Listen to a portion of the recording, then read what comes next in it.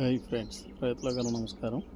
మీరు చూస్తున్నది కాటన్ నేరేడు, కాటన్ జామును ఫ్లవరింగ్ అండి. ఇది ఈ దశలో ఉండగా ఎటువంటి మందులు స్ప్రే చేయకూడదు. ఎందుకంటే ఇప్పుడే అనేక రకాల తేనెటీగలు, ఈగలు, చిన్న చిన్న క్రిములు వచ్చి ఈ పువ్వుల్ని సంపర్కం జరుగుతాయి.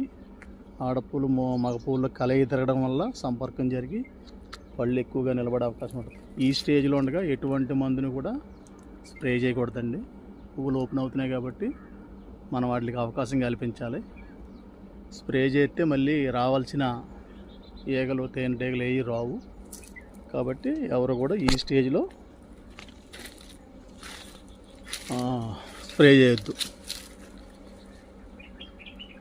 ఈ తర్వాత చిన్న చిన్న పిందెలు నిలబడతాయి. బఠానీ గింజ సైజు వచ్చిన తర్వాత సస్యరక్షణ కోసం ఏదైనా కొంచెం మంచి మందులు చూపించి చేయొచ్చు. ఇది సప్తగిరి నర్సరీ, మీ దుర్గారావు.